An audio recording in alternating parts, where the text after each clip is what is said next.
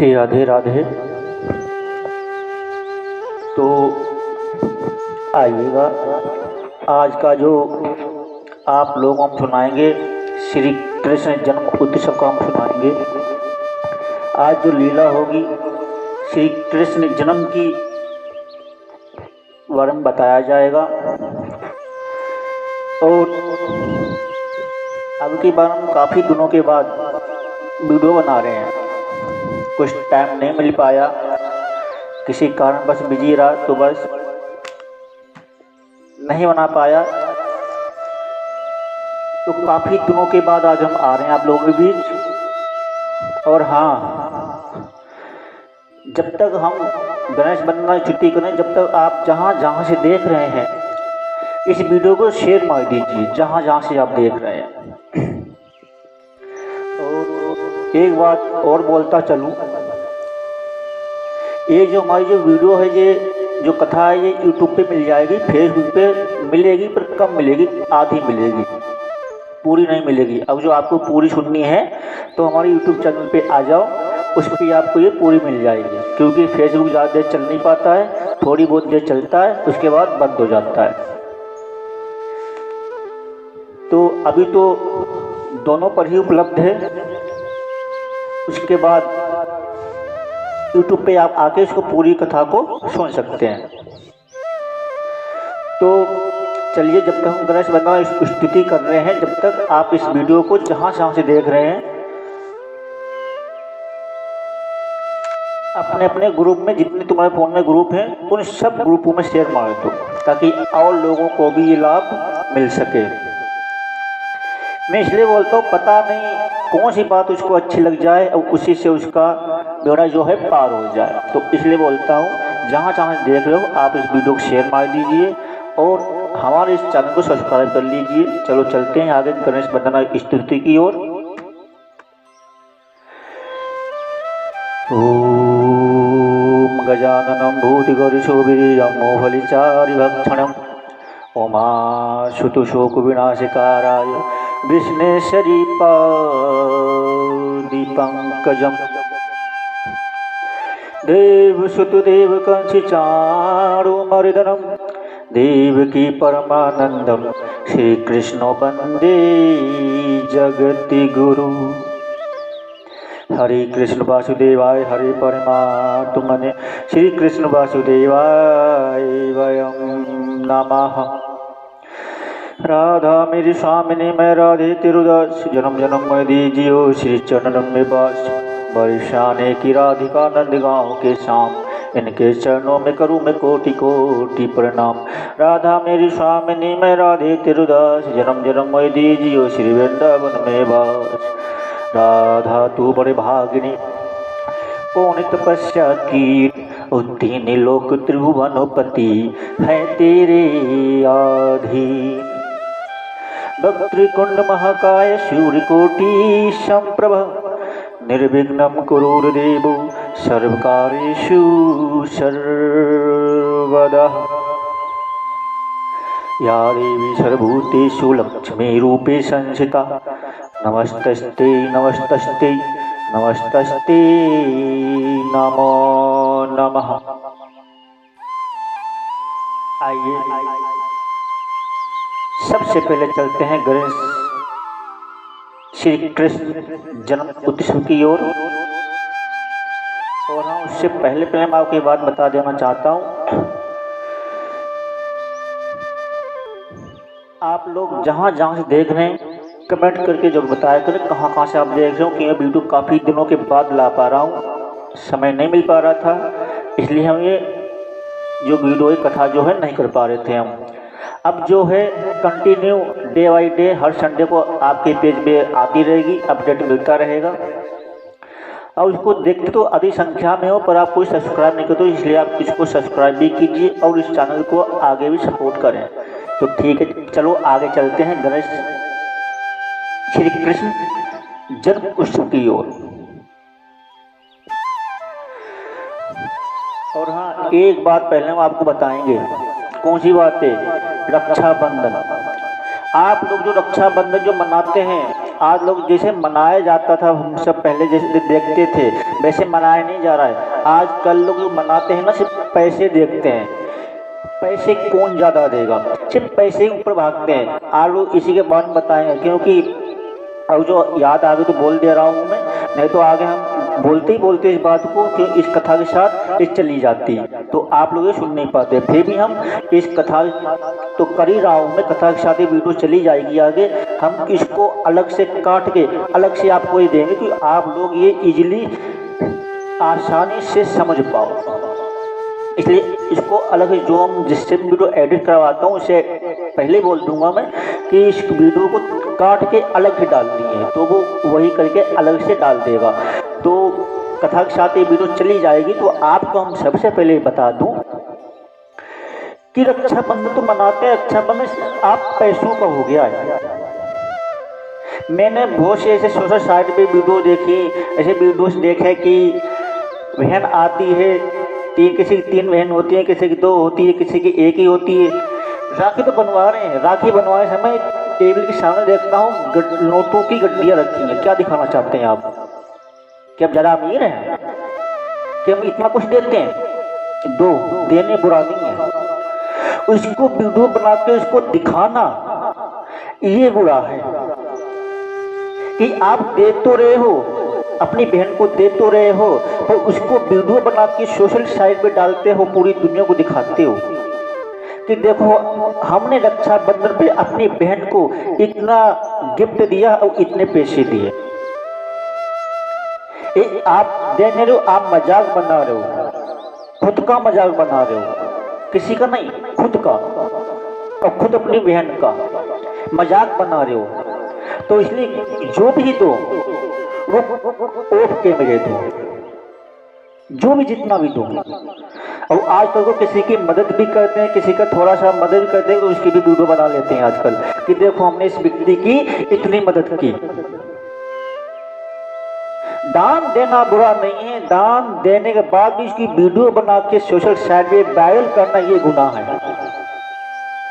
दान जितना मर्जी दो, हम भी देते हैं, हमें तो आजकल कभी नहीं वीडियो बनाई ना आपने कभी देखी होगी। देखी कोई वीडियो आपने? नहीं देखी होगी। तो दान तो हम भी देते हैं, पर हम ऑफ कैमरे देता हूँ, हम वीडियो नहीं बनाते हैं किसी की वजह से।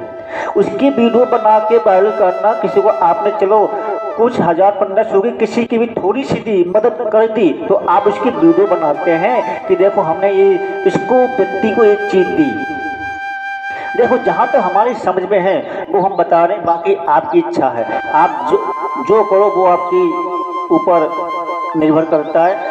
हमारी जो समझ में है, हमारी समझ में जो आ रहा है वो हम आपको बता रहे हैं। बताना मेरा काम है, करना न करना तो आपका काम है ना। जैसे डॉक्टर है, डॉक्टर आपको दवाई दे देगा, खुराक दे देगा, बता देगा इस समय खाना है। आपको खाना, दवाई तो डॉक्टर दे देगा पर खाना तो आपको पड़ेगा।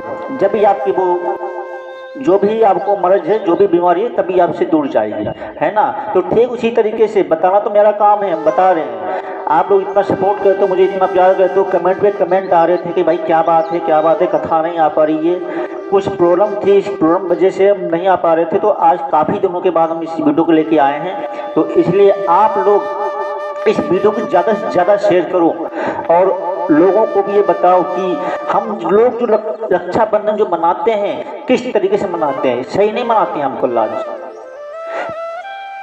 मैंने एक वीडियो देखी है, मैं उसी वीडियो के ऊपर बताऊंगा। अभी कल ही देखा था, ऑफिस में था ना, कल मैं बैठा देख रहा था कि उसने 500 की 3 से 4 गड्डी थी और उसने 3-4 गड्डी अपनी बहन को दी और राखी बनवाई। और एक भाई था वो बेचारा गरीब था, 2 भाई थे, एक की जॉब छोटी मोटी होगी और एक की सरकारी जॉब थी। तो उसने उस व्यक्ति के सामने अपने छोटे भाई को उसकी इंसल्ट हो गई कि देखो तुम्हारा भाई कितना दे रहा है, तुम्हारे पास ये बस यही है 2-4 नोट। तो इसमें किसकी बेइज्जती हुई? बेइज्जती तुम्हारे ही घर परिवार वालों की हुई है। और वो वीडियो बना के वायरल कर दी उसने, वो वीडियो बना के उसने वायरल कर दी। अब इसमें किसी की इंसल्ट है बताओ, आपकी है उसकी है? इसमें तुम्हारे छोटे भाई की उसकी बेइज्जती है, उसकी इंसल्ट है। ताकि आप रक्षाबंधन मनाओ। तो रक्षाबंधन कहाँ शुरू हुआ, मैं ये भी आज बताऊंगा कि रक्षाबंधन क्यों मनाया जाता है, कहाँ से प्रारंभ हुआ है, ये भी बताऊंगा। ये भागवत में दिया गया है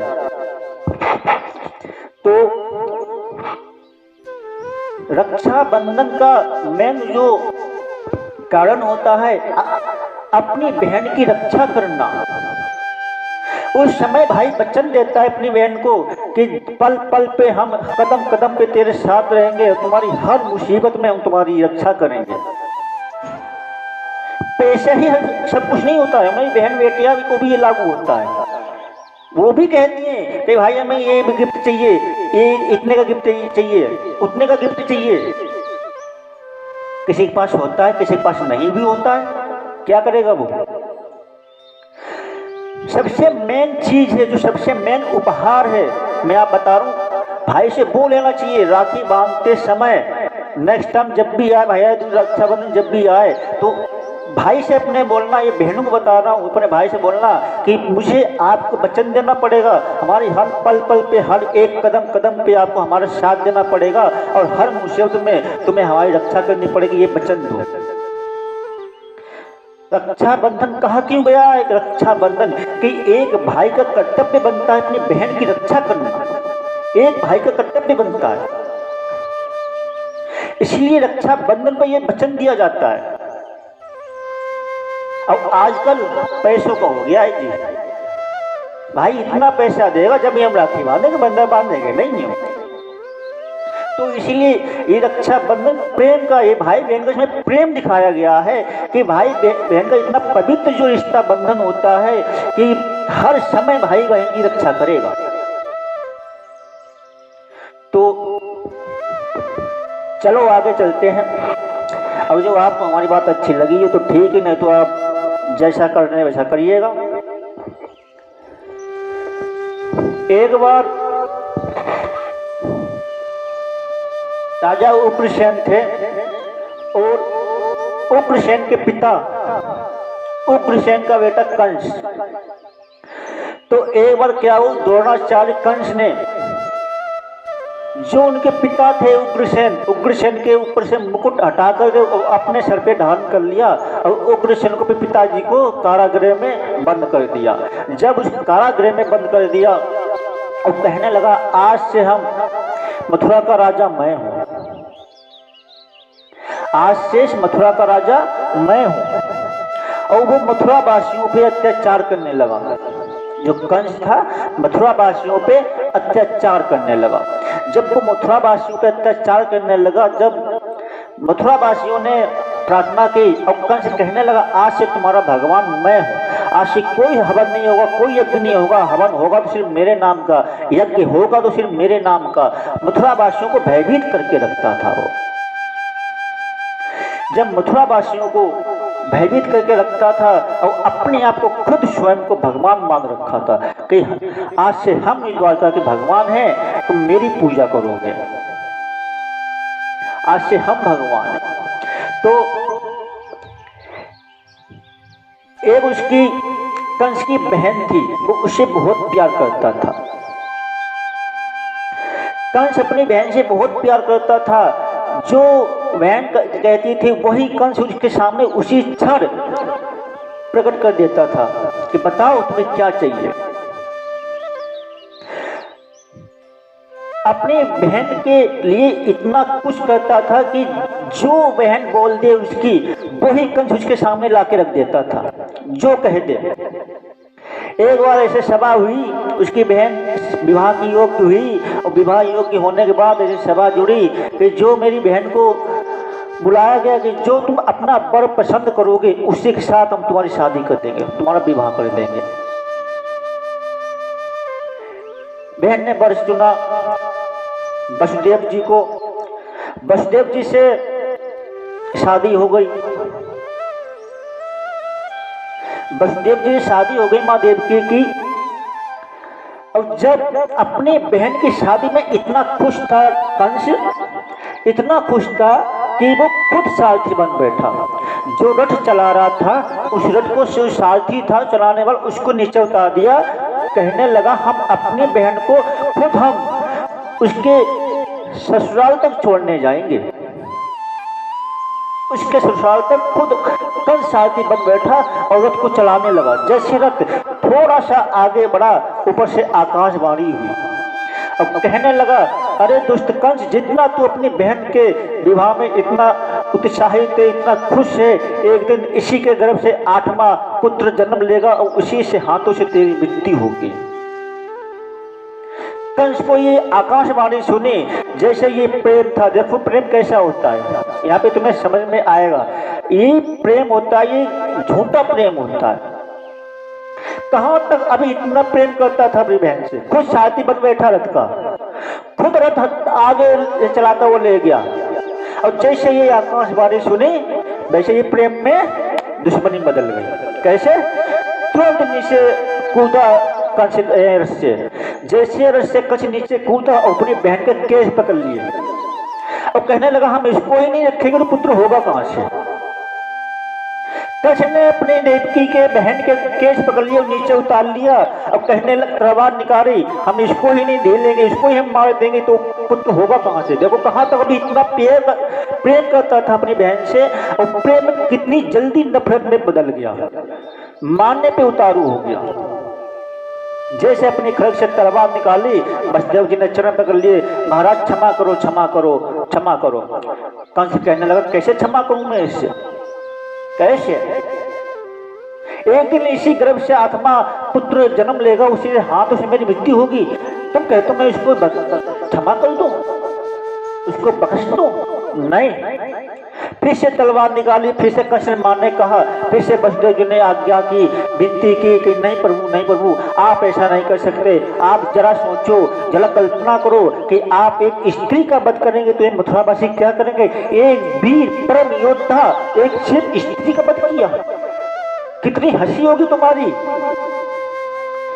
सारे मथुरावासी तुम्हारी जय जयकार करते हैं, जय जयकार करने के बाद सारे मथुरावासी तुम्हारी पूजा करते हैं, तुम्हारे के अनुसार चलते हैं, और तुम एक वीर योद्धा होने के बाद भी तुम एक स्त्री का वध करोगे। ये आपको शोभा नहीं देता महाराज, ये आपको शोभा नहीं देता।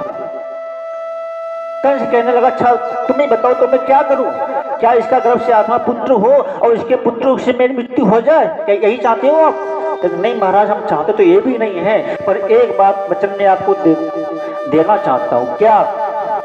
एक वचन में आपको देता हूँ, जितने देवकी के गर्भ से पुत्र होंगे उतने में आपको सौंपता जाऊंगा, फिर आप जो उनको सजा दो वो आप पर मंजूर है, जो आपको सजा दो उन्हें। जो भी देवकी के पुत्र से गर्भ से पुत्र होगा या अथवा पुत्री होगी वो मैं आपको सौंप दूंगा। कंस ने कहा ठीक है, ये उचित है। कंस ने कहा ठीक है, ये उचित है, ऐसा ही करते हैं। देवकी ये वसुदेव जी को कारागार में डाल दिया, और कारागार में डालने के बाद एक पुत्री हुई। जब पुत्री हुई वसुदेव जी ने कंस के हवाले कर दिया तो महाराज पुत्री ने जन्म दिया है। कंस ने देखा, कंस ने विचार किया कि हमारा तो काल जो है 8वां काल है, हम इसका क्यों वध करें। हमारा जो काल है 8वां है, हम इसका क्यों वध करेंगे। कंस ने था थोड़ी दया आ गई उसको, पता नहीं कैसे दया आ गई, तो उसको जो पुत्री था वसुदेव जी को वापस दे दिया। अब वसुदेव जी लेके चले गए। अब वहां से एक आग लगाने वाले नारद, आप तो सबली जानते होंगे नारद, हमेशा जहां बात नहीं बनेगी ना वहां पे नारद पहुंच जाएंगे, और जहां पे जंग नहीं छिड़ेगी, जहां पे युद्ध नहीं होने को होगा वहां पे युद्ध टल जाएगा, वहां पे नारद जी जाके युद्ध करवा देते हैं। वो कैसे सुनिएगा। एक बार नारद जी वहां पे आए कि महाराज ये आपने क्या किया। कंस से कहने लगा मतलब कि महाराज जिस पुत्री को आपने वापस किया है हो सकता है यही आज आपका 8वां काल हो। देखो नारद जी आप कैसे लगाते हैं, जिस पुत्री को आपने वापस किया हो आप हो सकता है आपका यही 8वां काल हो। तो कंस कहने लगा मतलब नारद जी ने 8 लकड़ियां ली और 8 लकड़ियों को ऐसे दोनों मिक्स करा और कंस को कहा देखो महाराज कंस ये 8वीं लकड़ी है और ये पहली लकड़ी है। अब जो 8वीं लकड़ी पहली जगह आ जाए और पहली जो 8वीं जगह पहुंच जाए तो क्यों भगवान विष्णु ने वो तो छलिया है, वो तो छल कपट कर सकते हैं। हो सकता है 8वीं संतान को पहले ही तो उत्पन्न कर दिया हो सकता है पहला का तीसरे में हो जाए, तीसरे का चौथे में 8वीं आ जाए। तो महाराज के विचार में ये बुद्धि आई कि हाँ नारद जी तुम सही कह रहे हो कि ऐसा हो सकता है। तुरंत कंस भागा भागा और कारागार में गया और देवकी से वो कन्या छीन ली और कन्या को उसका वध कर दिया। वसुदेव जी कहने लगे महाराज अभी हम इसी पुत्री को हम कन्या को तुम्हारे पास लेके आए थे और जब आपने इसको क्षमादान दे दिया था, पर अब आपने इसको क्यों इसका मृत्यु दे दी, आपने क्यों इसका वध कर दिया। कंस कहने लगा हो सकता है उसने ये मुझसे छल किया हो सकता है उसने हमसे ये चालाकी की हो कि 8वें बजाय से पहली आ गई हो, पहली जगह पे तीसरे में आ जाए, इसलिए मैं हर किसी का वध करूंगा, किसी को भी नहीं ढीलेंगे हम, किसी को भी नहीं। ऐसे ऐसे कंस ने 6 पुत्रों का वध किया। अब ये 6 पुत्र थे कौन, ये आपको भागवत तो आपने बहुत जगह सुनी होगी, पर आपको ये किसी ने बताया होगा, किसी ने नहीं बताया होगा, तो मैं आपको ये बता देता हूँ। और जो आपने सुनी हो ठीक है और ना सुनी तब भी ठीक है। ये 6 पुत्र कौन थे, ये 6 पुत्र जो हिरण्याक्ष था, कौन था, हिरण्याक्ष। हिरण्याक्ष पुत्र थे कालनेमी। कौन थे, हिरण्याक्ष जो पुत्र थे वो कालनेमी थे। और उस कालनेमी के 6 पुत्र थे। एक बार उन 6 पुत्रों ने ब्रह्मदेव की उपासना की, ब्रह्मदेव की तपस्या की, और ब्रह्मदेव की तपस्या करने के बाद ब्रह्मदेव प्रकट हुए और उनको मनचाहों का वरदान मांग लिया। हमें इच्छा मृत्यु का वरदान दो, जब मेरी इच्छा हो, जब मेरी मृत्यु होगी, जब मेरी इच्छा हो। जब ब्रह्मदेव ने उनको इच्छा मृत्यु का वरदान दे दिया और उनके जो कालनेमी के पिता थे हिरण्याक्ष, वो एक वन में तपस्या कर रहे थे, अपने तपस्या में मगन थे। जब वो अपने तपस्या में मगन थे, उन कालनेमी के जो 6 पुत्र थे उन्होंने उनकी तपस्या भंग कर दी जाके। जब उनकी तपस्या भंग कर दी, उनकी तपस्या भंग करने के बाद उन्होंने श्राप दे दिया कि जाओ, तुम्हें इतना ही अपने वरदान पे अभिमान है, जाओ एक दिन तुम्हारे किसी अपने ही हाथों से तुम्हारी मृत्यु होगी, ये मेरा श्राप है तुम्हें। उस काल में जो पिता थे हिरण्याक्ष ने उन 6 पुत्रों का श्राप दिया हुआ था कि जाओ तुम्हारे किसी अपने ही हाथों से तुम्हारी मृत्यु की जाएगी। तो वो कौन थे, वो अगले जन्म में वो कालनेमी जो था वो इस जन्म में आके बना कंस। पूर्व जन्म में कौन था, वही था कालनेमी, और वही कालनेमी इस जन्म में आके कंस बना और इसी कंस ने वही 6 पुत्रों की हत्या की। देखो जो अश्राप होता है, चाहे इस जन्म में चाहे उस जन्म में भोगना तो आपको पड़ेगा। जब इस अश्राप से खुद भगवान भी नहीं बच सकते तो हम चीज जैसे चीज क्या है, खुद भगवान भी नहीं बच पाते।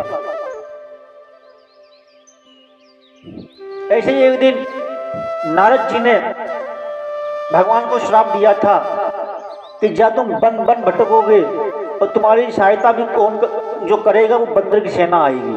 क्योंकि भगवान ने जो स्वरूप दिया था नारद जी को, वो एक बंदर का स्वरूप दिया था। इसलिए नारद जी ने भगवान विष्णु को यह श्राप दिया था कि तुम्हारी जो सहायता तो होगी, पर सहायता में तुम्हारे बंदर देंगे, बानर काम आएंगे। तो इसलिए जब रामा अवतार में आपने सुना होगा कि उनकी सहायता जो की थी बानरों ने की थी।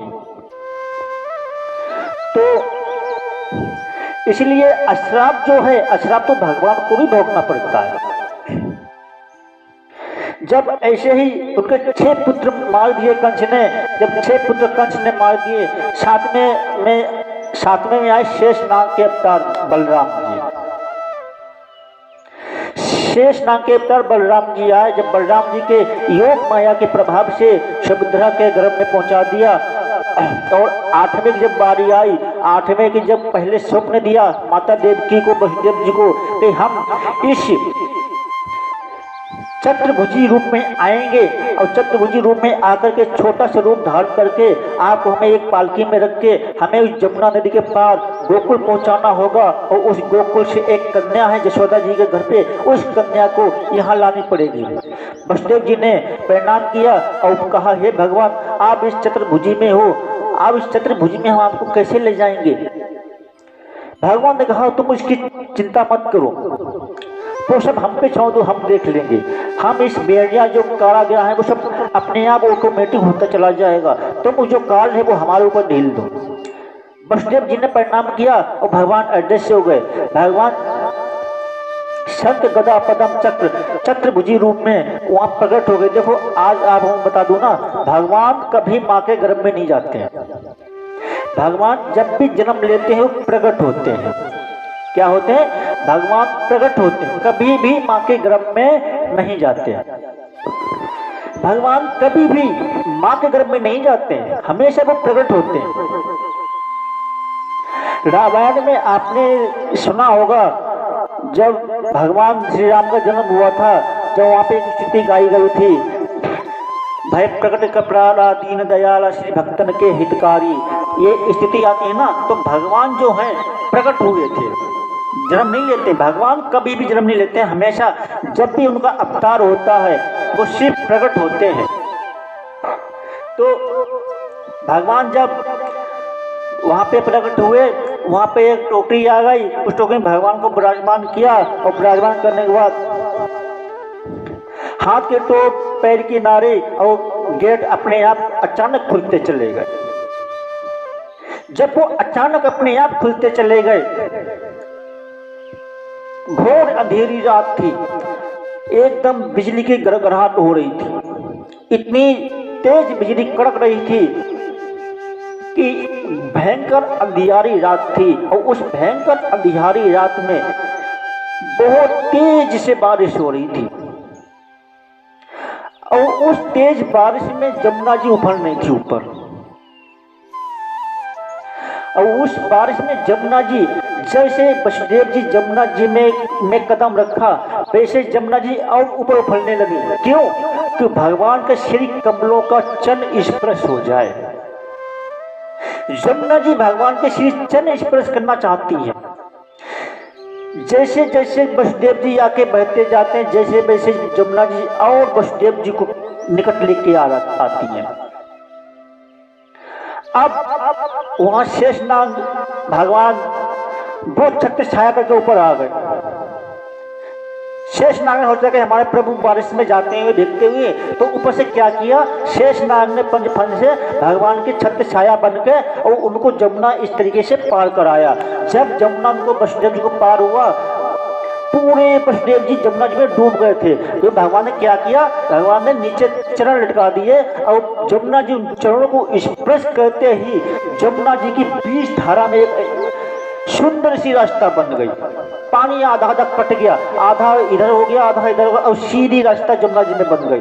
वसुदेव जी इस तरीके से जमुना पार होने के बाद, जब जमुना पार हुए, जब गोकुल आया, जब देखो भगवान को गोकुल आया था ना, जब समय जो था ऑटोमेटिक अपने आप रुक गया था। क्या था? समय जो था ऑटोमेटिक अपने आप रुक गया।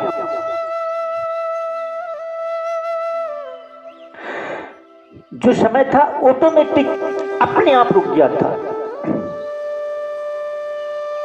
जब वसुदेव जी माता जसोदा के घर पे गए और जब माता जसोदा के घर पे जाने के बाद श्री कृष्ण को लिटाया, माँ के जसोदा के बगल में, और एक कन्या थी, कन्या को अपनी पालकी में लिटाया और वसुदेव जी वहाँ से आ गए। फिर से वही सेम की पहले की तरह उनके हाथों में ऑटोमेटिक हथकड़ी पड़ गई, बेड़ियाँ पड़ गई, खुद ऑटोमेटिक अपने आप दरवाजे बंद हो गए। जब खुद अपने आप ऑटोमेटिक दरवाजे बंद हो गए और जब देखो, जब श्री कृष्ण जब अवतार हुआ, जब बिल्कुल आवाज नहीं हुई, रोए नहीं एकदम बिल्कुल ही, जैसे कन्या भी वहीं पे ऐसे ही हुआ, कन्या भी नहीं रोई। जब वहां से कन्या वहां से वापस मथुरा में आ गई, जब वो कन्या थी वो रोने लगी। जैसे वहां जो पहरेदार थे, जब भगवान का जब जन्म हुआ था, जब कंस ने पहरेदार बढ़ा दिए थे। कितने पहरेदार थे? 7,000 पहरेदार थे। 7,000 पहरेदार थे, 7,000 पहरेदार और बढ़ा दिए थे, 14,000 पहरेदार कर दिए थे कि कहीं से बच के जाने ना पाए। इतना कड़ा पहरा था। जब भी जैसे भगवान जब जन्म हुआ था, सारे पहरेदार सो गए थे, सारे पहरेदार सो गए थे। ठीक वैसे ही सेम हुआ जब वसुदेव यहाँ पे आए, जब वो कन्या रोने लगी, जब कन्या रोने लगी, पहरेदार उठे, पहरेदार जागे, अपने निंद्रा के होश में आए और कहने लगा, महाराज महाराज, 8वें पुत्र ने जन्म ले लिया है, 8वें पुत्र ने जन्म ले लिया है। और जैसे कंस आया भागता भागता और उसके हाथ से उस कन्या को छीना और जैसे उसकी टांग वगैरह से पटकने को कहा, वैसे कन्या आकाश में उड़ गई। वैसे जो थी कन्या वो आकाश में उड़ गई। उस आकाश में उड़ने के बाद कन्या ने कहा, अरे दुष्ट कंस, जिसको तू मारने वाला है वो तो गोकुल में जन्म ले चुका है। जो तुम्हारा 8वां काल है, तुम्हारे जिसके हाथों से वध होगा, वो तो गोकुल में जन्म ले चुका है, तू क्या उसे मारेगा। कंस कहने लगा, हम तो यहाँ पे इसकी प्रतीक्षा कर रहे थे, यहाँ पे इसका इंतजार कर रहे थे कि ये तो इतना बड़ा छलिया है विष्णु भगवान कि वो तो गोकुल में जन्म ले लिया, उसने गोकुल में पहुंच गया। अंतर्गत हुआ क्या, उसकी बहन थी पूतना, पूतना को बुलाया और कहा, अब पूतना कोई राक्षसी थी, बहुत विशाल का राक्षसी थी, एक पर्वत के समान। उसको बुलाया और जाओ मथुरा में जाओ तो और उसको जिस बालक ने तो अभी अभी जन्म लिया है पूरे गोकुल में, उन सब बालकों का वध कर दो। जितने शिशु बालक गोकुल में अभी भी जन्म लिया है, 2-2, 3-3 दिन के हैं, उन सब बालकों का वध कर दो। पूतना आई, पूतना ने कहा, ठीक महाराज, जैसे आप कहते हो वैसा ही होगा।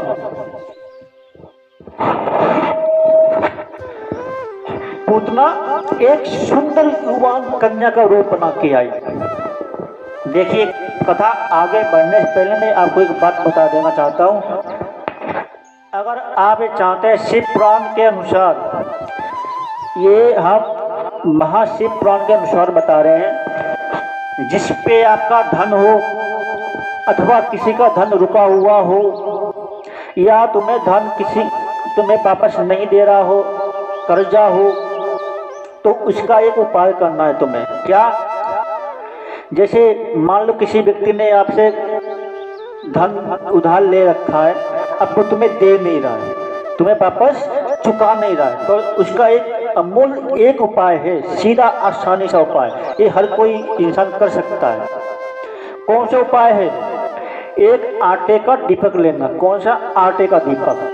और उस आटे के दीपक में 2 बाती करना है, एक बाती इधर एक आगे को, 2 बाती करना। उसमें तेल डालना, तिल का, जो पूजा में इजीली मिल जाता है दुकानों पे, मार्केट में, तिल का तेल डालना।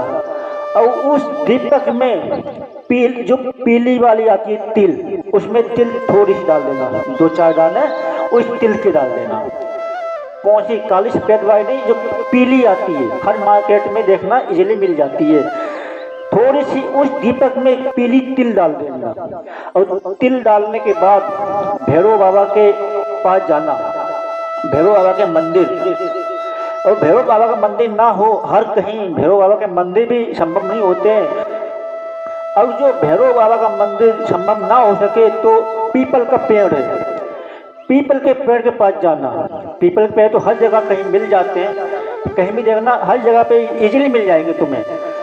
तो पीपल के पेड़ के पास जाना और वहाँ पे अपनी जो समस्या है वो, और उस सामने वाले व्यक्ति की जो नाम है, जिसको आपने धन दे रखा है, वो आपको वापस नहीं कर रहा है, उस सामने वाले व्यक्ति का नाम और अपने नाम, अपनी समस्या वहाँ बाबा को बता दे रही है।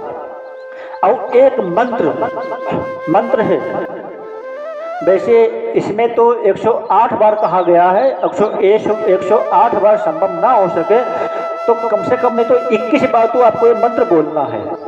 कितने बार? क्योंकि ये कथा चल रही है, कथा के चलते चलते आगे वीडियो चली जाएगी, ये संभव नहीं हो पाएगा। फिर भी आपसे ये वीडियो आधे कटवा करके अलग से डलवा देंगे, आप इसको देख सकते हो।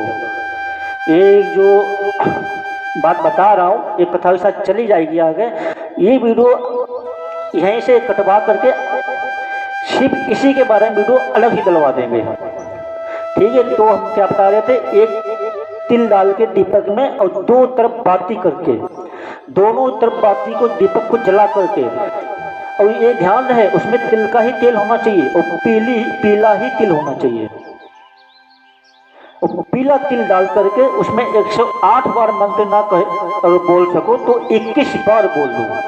21 बार तो आपको बोलना ही होगा, और उसमें अपना नाम लेके और जिसको आपने धन दिया है उस व्यक्ति का नाम लेके एक मंत्र बोलना है, ओम सोम सोम भैरवाय नमः स्वाहा। इस मंत्र का आपको उच्चारण करना। ये शिव पुराण के अनुसार बता रहा हूं, जिसको आपको धन दिया हो, धन आपको वापस ना दे रहा हो, ओम सोम सोम भैरवाय नमः स्वाहा। इस मंत्र का 108 बार ना कर सको तो 21 बार करो, कम से कम 21 बार ये मंत्र का उच्चारण करना है। ये काम आपने अब कर दिया। अब ये काम आपने कर दिया, आपकी ड्यूटी खत्म। अब जो काम है भैरव बाबा जी करेंगे। मात्र 15 देश, मात्र ओनली 15 दिन के बाद आपका रिजल्ट आपके हाथ में अब मिल जाएगा। मात्र 15 दिन के बाद वो आएगा, आपका जितने पैसे लिए थे वो पैसे भी वापस करेगा, और पैसे वापस करने के बाद तुमसे क्षमा भी मांगेगा, खुद आएगा अपने आप। तो ये जो उपाय है ये आप कर सकते हैं। देखो, बताना हमारा काम है, करना न करना आपका काम है। ठीक है, जिसका भी जहां जहां आपका धन रुका हुआ हो, आपका धन वापस ना मिल रहा हो, पर हाँ करना वही जिनका धन ज्यादा रुका हुआ है, जहां आपको मिल नहीं रहा है, ये उसी पे ही लागू करना। और एक उपाय ये ना कर सकते, एक छोटा सा उपाय और है, वो आप कर लो। वो कौन सा उपाय है? बालाजी के मंदिर जाना, और बालाजी का एक आता है छोटा मतलब गदा बालाजी का, एक मार्केट से प्लास्टिक का जो भी मतलब मार्केट से लेके और बालाजी में वहीं चढ़ा देना, वहीं किसी में भी बांध देना, और वहां बांधने के बाद उस व्यक्ति का नाम जैसे अभी बताया और अपना नाम उसको बता देना, फिर उसका काम बालाजी करेंगे। तो ये काम आपको करना है। तो आपको जिसको धन ना मिल रहा हो तो ये काम आप कर सकते हैं। तो चलिए कहाँ थे, आगे कथा की ओर चलते हैं। देखिए, इसलिए बता दें कि एक कथा के साथ तो वीडियो चली जाएगी आगे। जो अभी सुन रहे हैं वो अभी इस काम को, इस उपाय को कर सकते हैं। अभी जब एक उपाय और हमारे दिमाग में आएगा तो हम बता देंगे, अभी आगे आएगा तो वो पूतना थी। पूतना एक बहुत सुंदर युवक कन्या का रूप धर के गई। कौन गई? पूतना।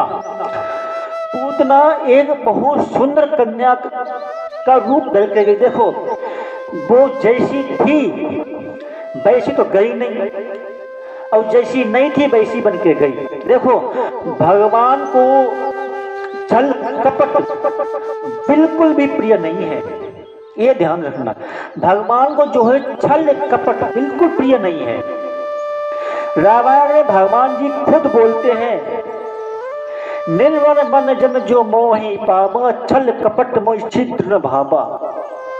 जो कपट करके आता है, छल करके आता है, होता कुछ और है और दिखावटी के लिए कुछ और बन के जाता है, वो इंसान हमें बिल्कुल भी प्रिय नहीं है। भगवान ऐसा कहते हैं।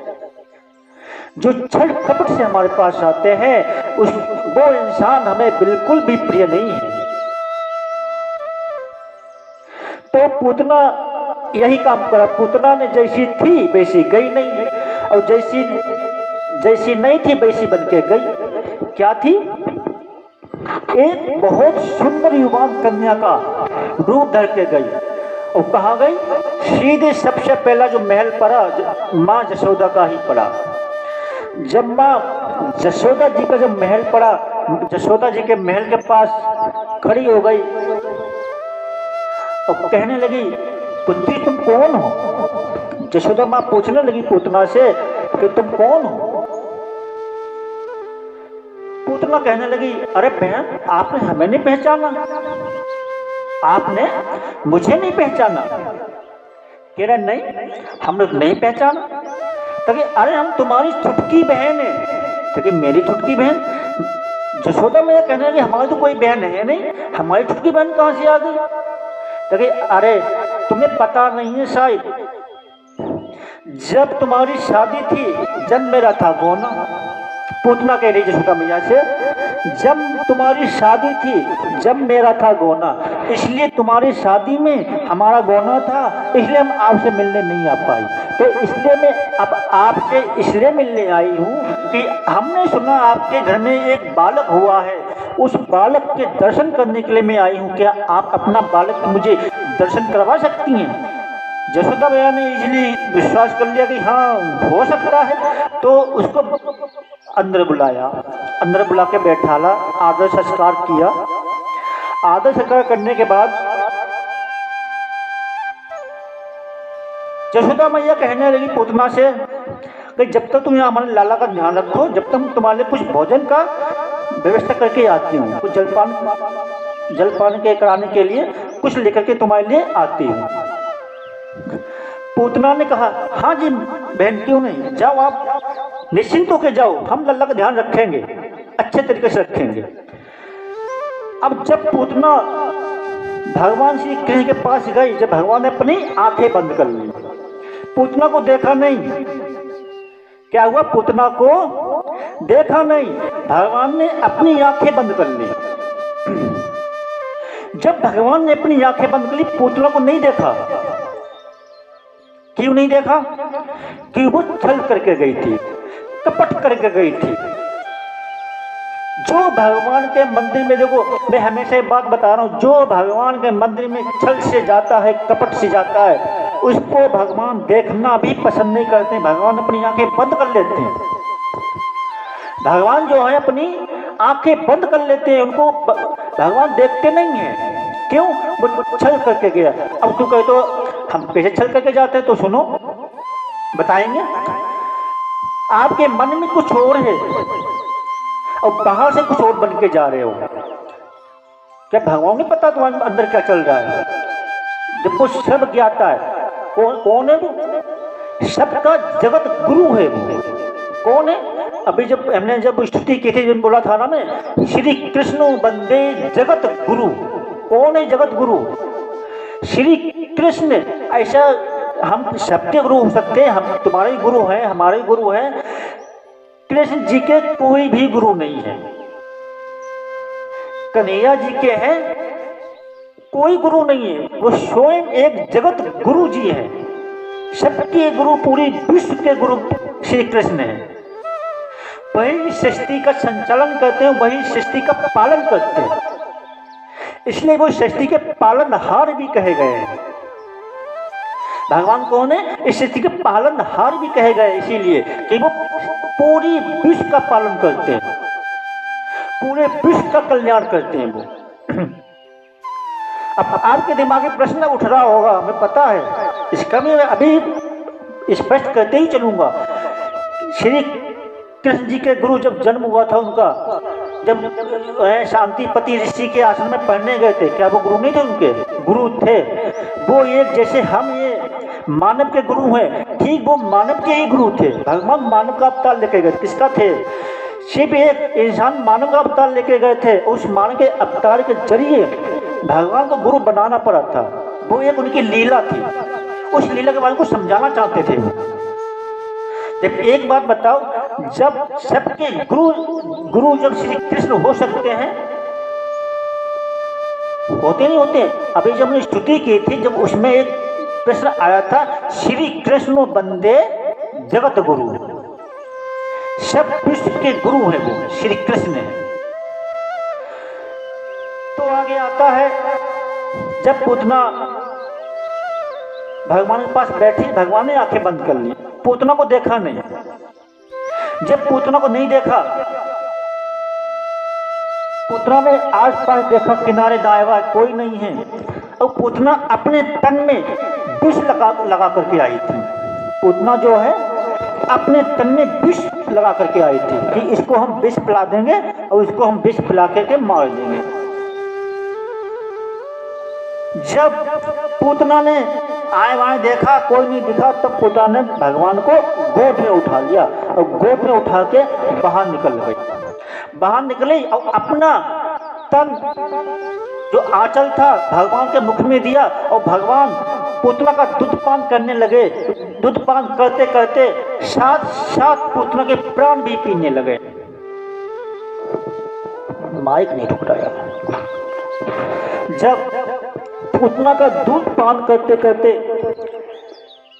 प्राण भी पीने लगे, जब प्राण पीने लगे, प्राण पीने के बाद पूतना चिल्लाने लगी, हर बचाओ मुझे, बचाओ मुझे, बचाओ। जो वहाँ सारे ब्रजवासी थे, जितने गोकुलवासी थे, सब इकट्ठे हुए, क्या हुआ क्या हुआ क्या हुआ। और पूतना जब अपने विराट रूप में आई, जब जो उसका स्वरूप था, जो उसके अपने विराट स्वरूप में आई और जब इतने बीच में गई कि आस पास जितने पेड़ खड़े थे वो सब टूट के चकनाचूर हो गए। एक जैसे कि मानो एक पर्वत के समान थी वो, एक पर्वत के समान पूतना थी। इतनी विशाल पूतना थी कि एक पर्वत के समान जितने बीच में गिरी उतने बीच की धरती में चटकारें आ गई, धरती उतने बीच की चटक गई और जितने पेड़ वहां पे खड़े हुए थे सारे पेड़ चकनाचूर हो गए, सब उसके दबाव से टूट गए। इतने विशाल काय पूतना थी। जब वहां से नंद बाबा मथुरा से आ रहे थे, मथुरा से आके देखा कि क्या बात है, क्या बात हो गई, भीड़ क्यों लगी हुई है, क्या बात है। जब नंद बाबा ने देखा लाला पूतना के ऊपर बैठे हुए हैं और आराम से मग्न होकर खेल रहे हैं। बाबा ने उधर देखा, जब लाला को उतारा ऊपर से, किस तरीके से उतारा, लाला को जब ऊपर से उतारा गया, कन्हैया जी को जब ऊपर से उतारा, जब एक सीढ़ी लगानी पड़ी थी उन्हें, एक सीढ़ी लगा के लाला को उतारा गया। इतना विशाल का पूतना थी। और जब पूतना का विष पान करते करते उस कन्हैया ने कहा कि जो सदगति हम अपनी जशोदा मैया को देना चाहता था, वो सदगति हम उस पूतना को देंगे। जो सदगति हम अपनी जशोदा मैया के बारे में हमने सोच रखी थी, वही सदगति हम इसको देंगे, चाहे भले आई छल कपट लेके हो, पर इसने अपना दूध पान करा के एक माँ का ही कर्तव्य निभाया है, एक माँ का ही आभार निभाया है। इसलिए हम जो गति हमने अपनी जशोदा मैया के लिए सोच रखी थी, वही गति हम इसको भी प्रदान करेंगे। अब एक बार बताओ, जो जहर पिलाने वाले को भगवान उसको भी उद्धार कर सकते हैं, क्योंकि भगवान हमारा उद्धार नहीं करेंगे, करेंगे। उन पे भरोसा होना चाहिए, प्रेम होना चाहिए, अटूट विश्वास होना चाहिए। आपका क्या है, आपका जो विश्वास है डगमगा जाता है, ये टूट जाता है। और विश्वास कैसा होना चाहिए, मैं इसकी एक कथा याद आ रही है, आप कहूँ तो सुना देता हूँ। एक शिव पुराण में आती कथा, एक था किसान। एक कहानी के जरिए मैं आपको समझाना चाहता हूँ। एक किसान था और जब एक किसान था, किसान का एक पुत्र एक पुत्री थी। किसान खेत में जा रहा था, खेत में पुत्र ने कहा कि पिताजी हम भी चलेंगे तुम्हारे साथ। जब पिताजी ने कहा कि चलो ठीक है तुम भी चलो, उसकी बेटी थी, बेटी ने कहा पिताजी हम भी चलेंगे साथ में। पिताजी ने कहा ठीक है तुम भी चलो। अब पिताजी खेत में गए, वो अपने खेत में काम करने लग गए और वहां पे एक सर्प निकला, सांप, और उस सांप ने उसके बेटे को डस लिया। जब उसके बेटे को सांप ने डस लिया, उसकी जो बेटी थी चिल्ला गई, अरे पिताजी पिताजी देखो भैया को सांप ने काट लिया, सांप ने काट लिया, सांप ने काट लिया। पिताजी दौड़े दौड़े आए और वो किसान था, शिव जी का बहुत परम भक्त था, शिव जी की उपासना करता था, शिव जी का बहुत बड़ा भक्त था वो। शिव जी का जो किसान था, भोले शंकर जी का बहुत बड़ा भक्त था। और कहने लगा, है बाबा, एक गरीब को क्या तुमने यही दिन दिखाने के लिए दिए थे? क्या मैं इसलिए आपकी इतनी भक्ति करता हूँ? क्या मुझे भक्ति करने का आपने मुझे प्रसाद दिया है, ये फल दिया है? जब धीरे धीरे वो घर पे ले गए और वैद्य जी आए, वैद्य जी को बुलाया और उस बच्चे को जीवित करवाया। जब उस बच्चे को जीवित कर दिया, किसान फिर से अपने वही धुन में रहने लगा, फिर से अपने वही सुबह शाम भगवान का ध्यान, और उसके बाद अपना दिन भर जो कार्य था वो अपने करने लगा। जब वो भगवान का पूरा जो दिन कार्य था वो करता था, सुबह शाम अपने भोले बाबा को याद करता था। पर हाँ, कितने भी कठिन परिस्थिति आ जाए वो किसान अपने स्वामी को भूलता नहीं था। काम करते करते अपने भगवान को याद रखता था, अपने भगवान का गुणगान गाता रहता था। देखो हमारे हिंदू धर्म में यही एक सबसे श्रेष्ठ है। कोई टाइम नहीं, कोई फिक्स नहीं, काम करते करते जिस स्थिति में हो उस स्थिति में आप भगवान का ध्यान कर सकते हो, भगवान का नाम ले सकते हो। कोई जरूरी नहीं, कोई टाइम नहीं है, कोई जरूरी तो मंत्र आते हो, जरूरी तो श्लोक आते हो, जरूरी नहीं तुम ज्ञानी हो, जरूरी नहीं है तुम भगवान के चाहने वाली हो। तुम बस भगवान को याद करते रहो, भगवान को भूलो मत। जो इंसान भगवान को याद रखता है उसको भूलता नहीं, उसकी कदम कदम पे भगवान अच्छा करता है। बस तुम्हें एहसास नहीं होता है, एक दिन वो दिन आएगा तुम्हें एहसास भी होने लगेगा कि हाँ भगवान हमारे साथ है। एक दिन वो आएगा तुम्हें एहसास होगा हाँ मेरे साथ भगवान भी है और वो हमारे साथ रहता है। एक बात मैं और बता दूं, कुछ लोग कहते हैं कि स्त्रियां जो है हनुमान चालीसा पाठ नहीं कर सकती। मैं ऑफिस में है, वो कहते हैं हमसे कि एक बार बताओ, तुम तो कथा करते हो, तुम्हें तो बात पता होगी। क्या चीज़ है पूछो, क्या बात है कि क्या स्त्रियां जो है हनुमान चालीसा का पाठ नहीं कर सकती क्या? मैं कहा ऐसा किसने तुम्हें कह दिया जो हनुमान चालीसा का जो है पाठ नहीं कर सकती? किसने बोल दिया? कि नहीं, मैंने सुना है बहुत लोग ऐसा बोलते हैं कि जो स्त्रियां हैं हनुमान चालीसा का पाठ नहीं कर सकती हैं। देखिए सबसे पहले तो आपको ये बात समझनी चाहिए, ये खुद गोस्वामी तुलसीदास जी ने हनुमान चालीसा में लिखा हुआ है। क्या लिखा हुआ है? जो या पढ़े हनुमान चालीसा। क्या लिखा है इसमें? जो यह पढ़े हनुमान चालीसा। इसमें इन्हें लिखा है पुरुष पढ़े या स्त्री पढ़े, कोई भी पढ़े, पुरुष पढ़े, स्त्री पढ़े, बूढ़ा पढ़े, जवान पढ़े, बच्चा पढ़े, बालक पढ़े, बुजुर्ग पढ़े, कोई भी पढ़े। उसमें गोस्वामी तुलसीदास जी ने इसलिए लिखा हुआ ही है जो या पढ़े हनुमान चालीसा। इसमें ये तो नहीं लिखा है ना सिर्फ पुरुष पढ़े या स्त्री पढ़े, ये तो नहीं लिखा है। जो या मतलब क्या हुआ, कोई भी इसको पढ़ सकता है, जरूरी नहीं है इसको स्त्री नहीं पढ़ सकती, सब पढ़ सकते हैं। तो ऐसा नहीं, ये बात हमारी समझना कि खुद ये हनुमान, हम नहीं कह रहे हैं, ये हनुमान चालीसा कह रही है। तो मेरी बात पे भरोसा मत करो, हमने कहते मेरी बात पे भरोसा करो। तो हनुमान चालीसा में देखो, हनुमान चालीसा में खुद ये लिखा हुआ है, खुद ये पंक्ति लिखी हुई है गोस्वामी तुलसीदास जी ने, जो यह पढ़े हनुमान चालीसा हो ये सिद्धि साक्षी गौरीसा। तुलसीदास बाबा इसमें कसम भी खा रहे हैं, जो हनुमान चालीसा का पाठ करता है, जो उसको हनुमान चालीसा सिद्ध हो जाती है, कसम खा के पैर कह रहे हैं, उसको हनुमान चालीसा सिद्ध हो जाता है। जो वर मांगते, जो चाहोगे वो मिलेगा तुम्हें, जो चाहोगे वो, जिसको हनुमान चालीसा सिद्ध हो गई। इसलिए तो गोस्वामी तुलसीदास जी इसमें सौगंध खाते कहते हैं, जो ये पढ़े हनुमान चालीसा होए सिद्ध साक्षी गौरीसा। तुलसीदास जी बाबा इसमें सौगंध खा के कह रहे हैं, कसम खा के कह रहे हैं, उसको जिसको सिद्ध हो जाती है, उसको जो चाहता है इंसान वो उसको प्राप्त होता है। पर हाँ, किसी का बुरा चाहोगे वो नहीं मिलेगा तुम्हें, किसी के बारे में अच्छाई चाहोगे तो वो तुम्हें प्राप्त होगा, जो तुम चाहोगे वो तुम्हें अवश्य प्राप्त होगा।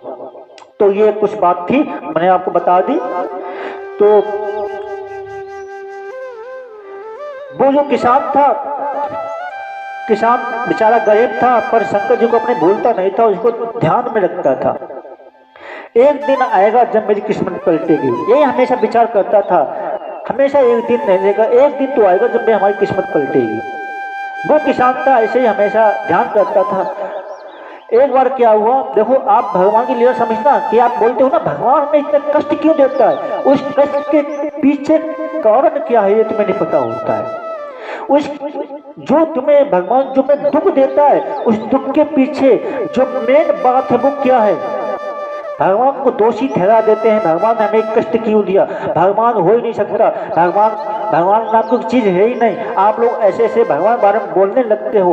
भगवान तुम्हें दुख देता है, उसके पीछे की रीजन क्या है, उसके पीछे कारण क्या है, आपने ये नहीं देखा होगा, आपने ये नहीं समझने की कोशिश की है।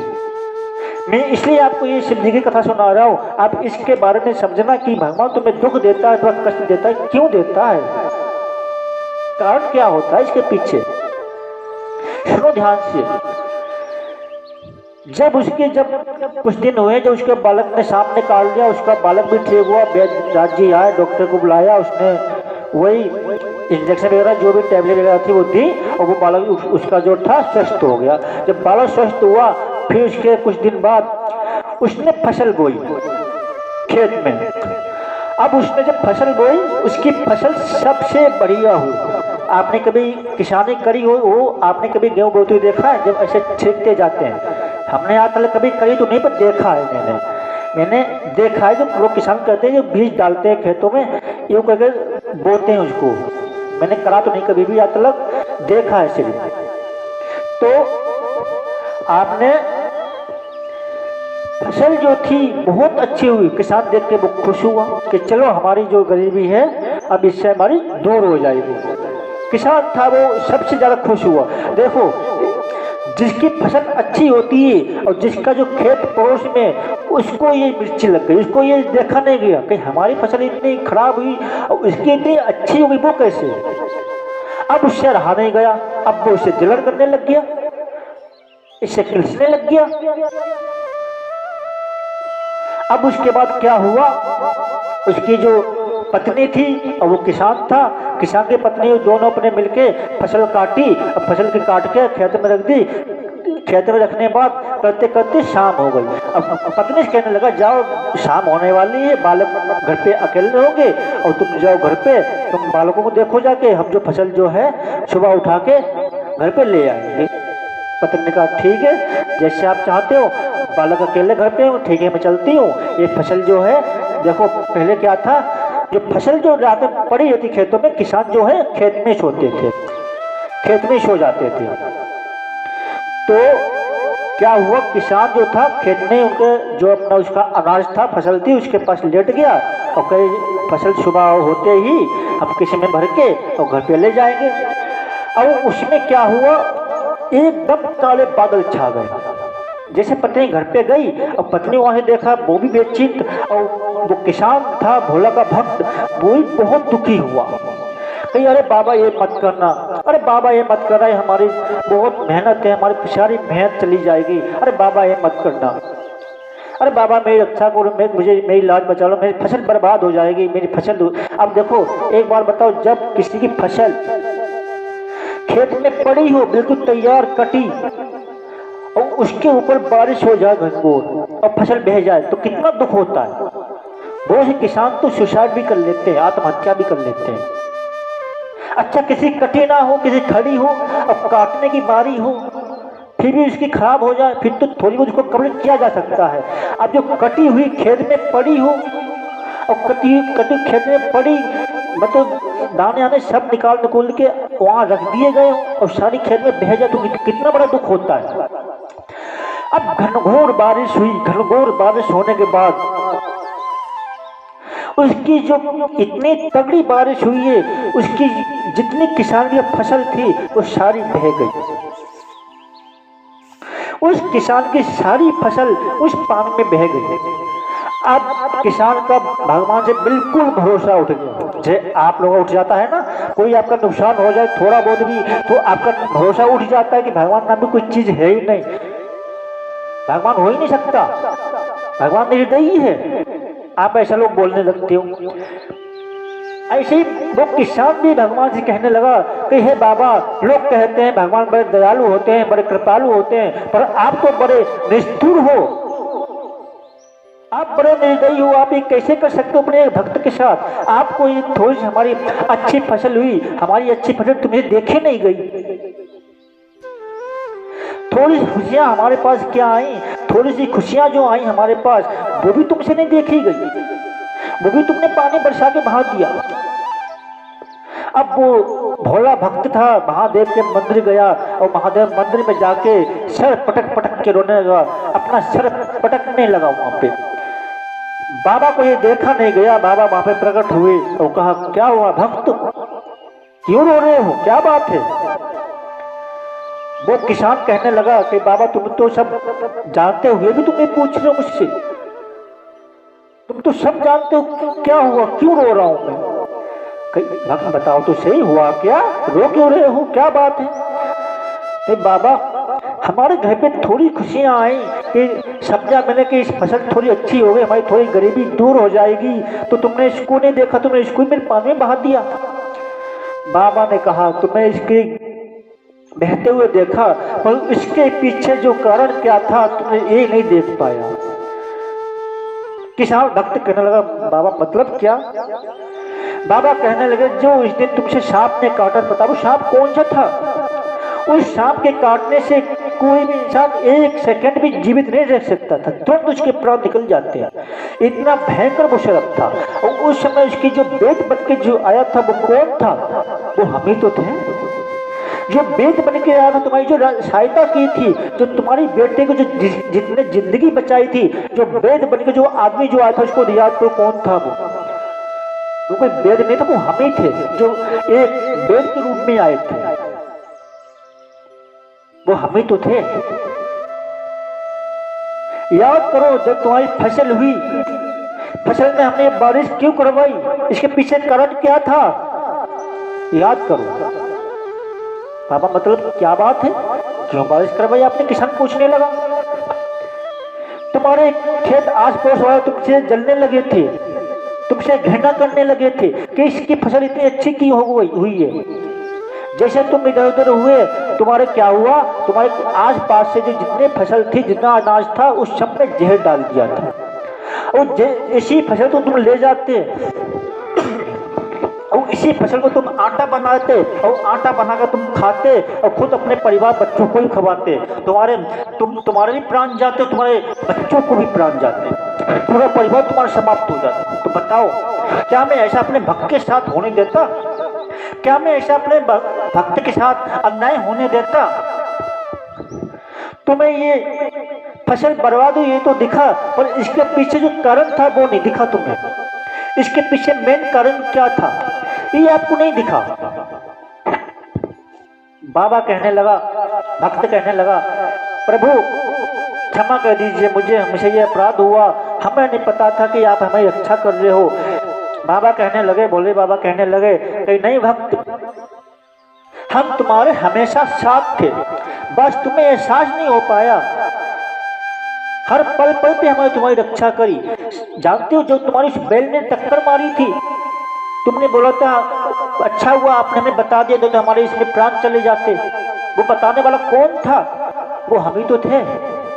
जो हमने कहा था अरे देखो बैल आ रहा है, मार देगा तुम्हें, साइड हो जाओ, वो कौन था? वो हम ही तो आए थे तुम्हें बताने, वो मैं ही था, कोई दूसरा व्यक्ति नहीं था।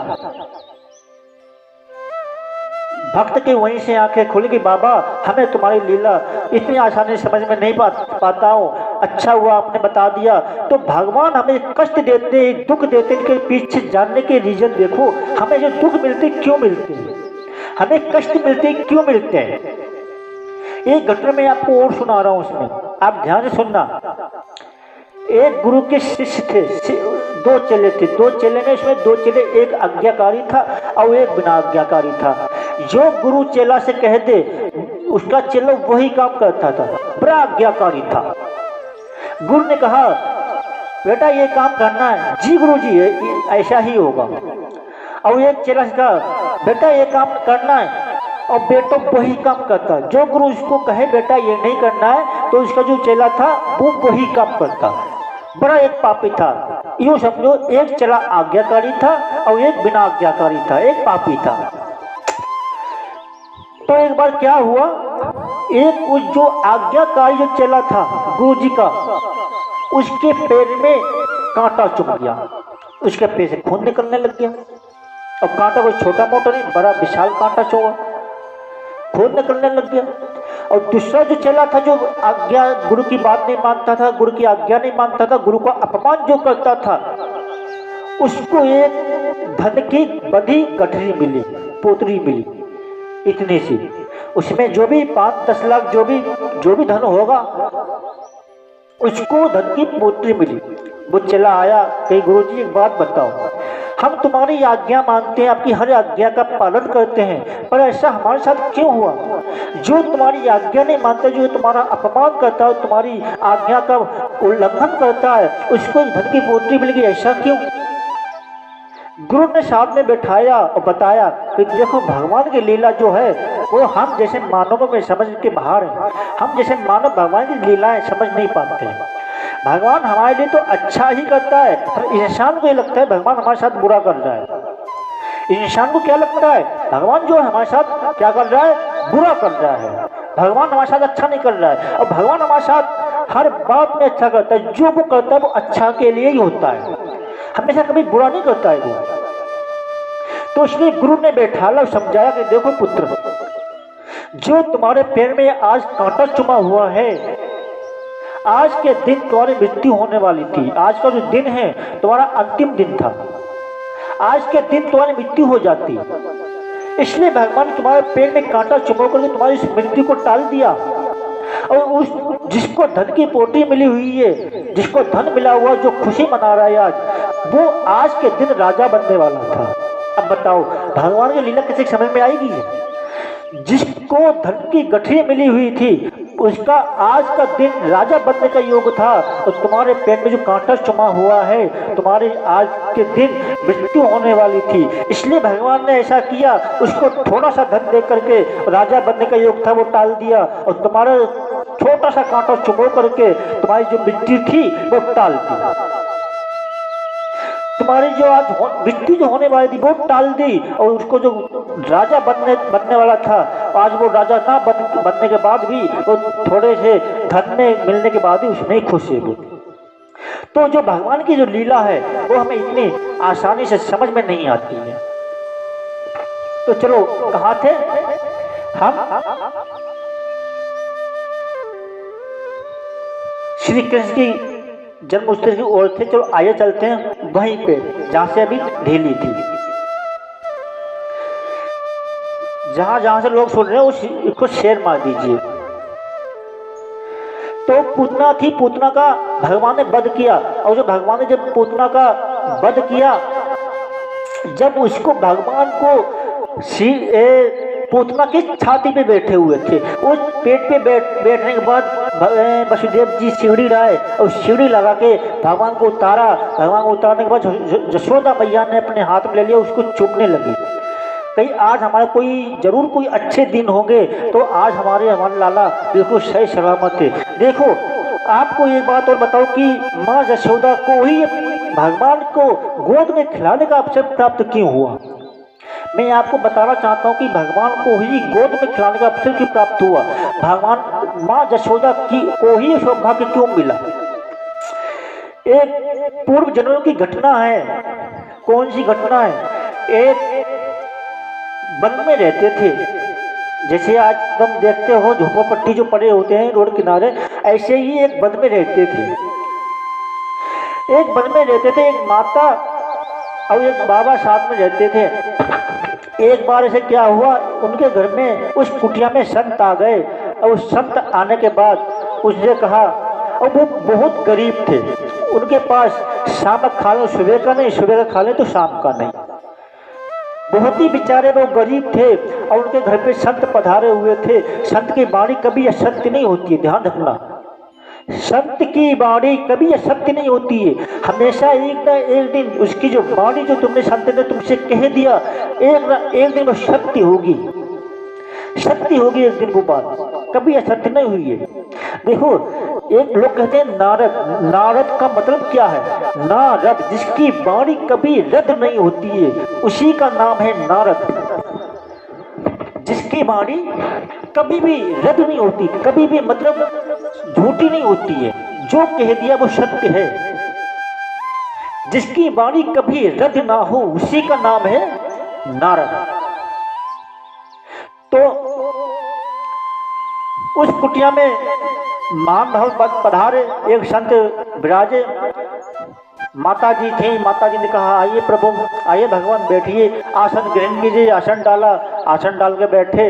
अब बैठने के बाद कहने लगे बताइए भगवान आपके लिए क्या व्यवस्था करूं, क्या आप जलपान भोजन वगैरह तो संत ने कहा, हाँ पुत्री, हो तो मैं भूखा, पर थोड़ा पहले जल ग्रहण कराओ, जल ग्रहण करने के बाद फिर थोड़ा सा भोजन का प्रबंध हमारे लिए कर दो।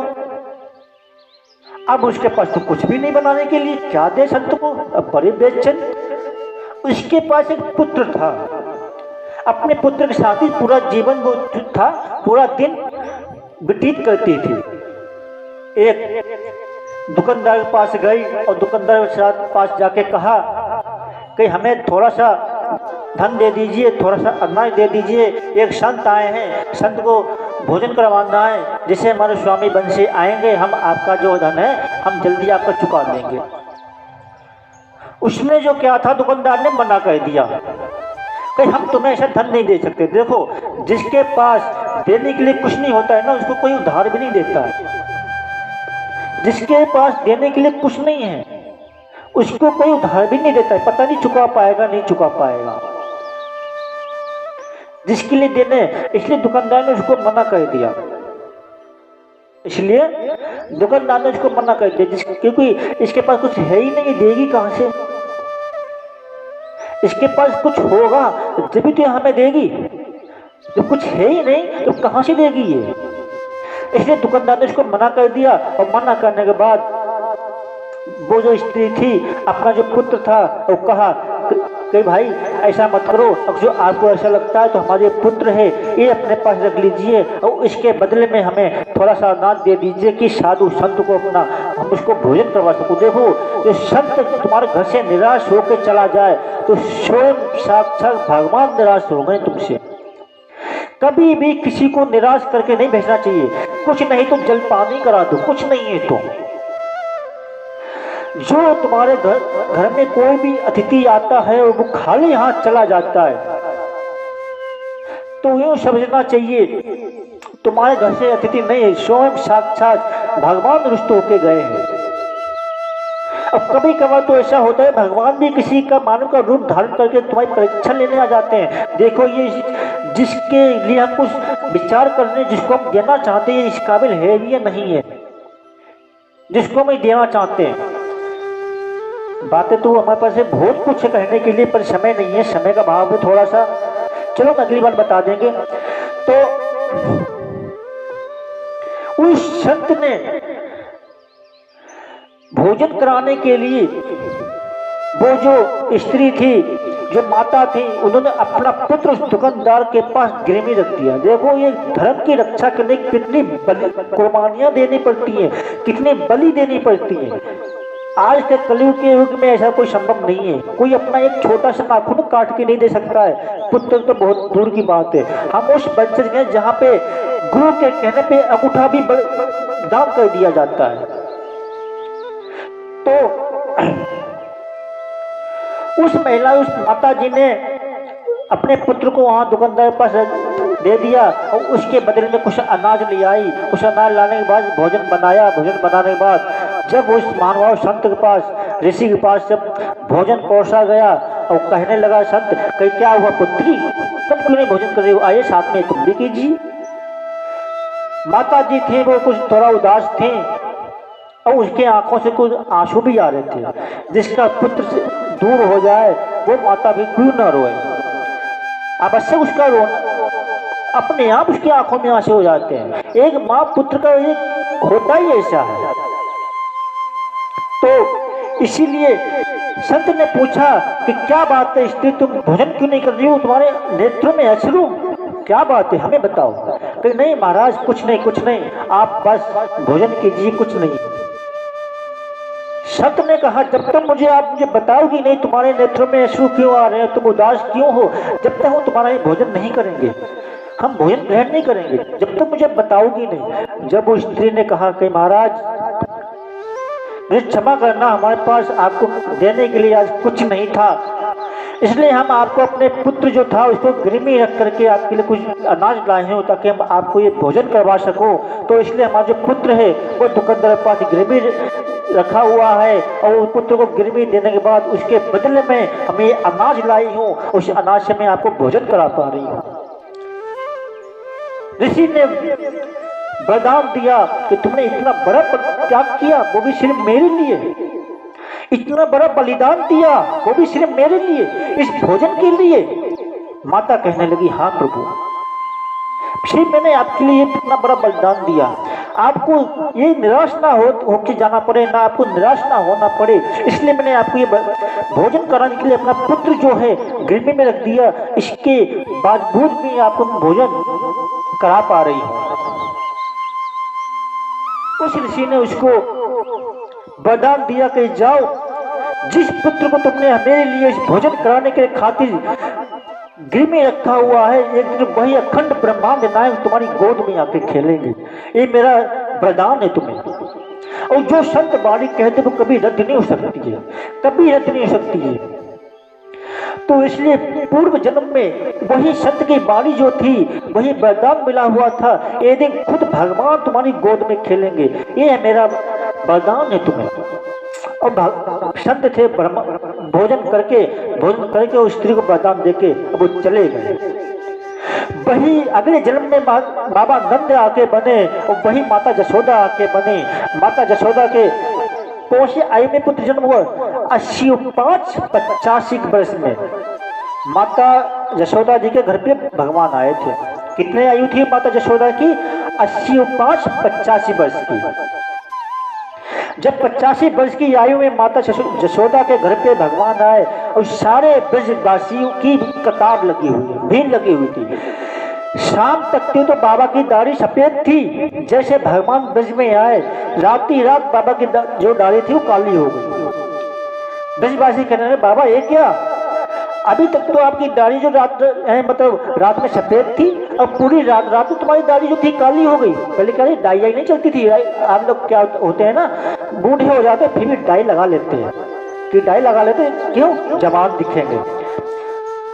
डाई लगाने से जवान थोड़ा दिखोगे आपकी शक्ल होगी, अभी बताइए कुछ, उस पर कौन सी डाई लगाओगे आप? चलो बालों में आपने डाई लगा ली, बाल काले कर लिए, हो गए आप जवान, पर आगे हुलिया जो है वो तो आपको नहीं छुपा सकते हो ना। तो ब्रजवासियों ने बाबा से नंद कहा, रात में आपकी दाढ़ी जो थी सफेद थी, रात में आपकी दाढ़ी काली हो गई है, क्यों हो गई? कि आपके घर में लाला आए हो है। कौन आए हो है? लाला आए हो। उसी समय के बाद गर्गा मुनि आए, गर्गा मुनि ने उनका नामकरण किया। नामकरण कहाँ हुआ उनका? गौशाला में।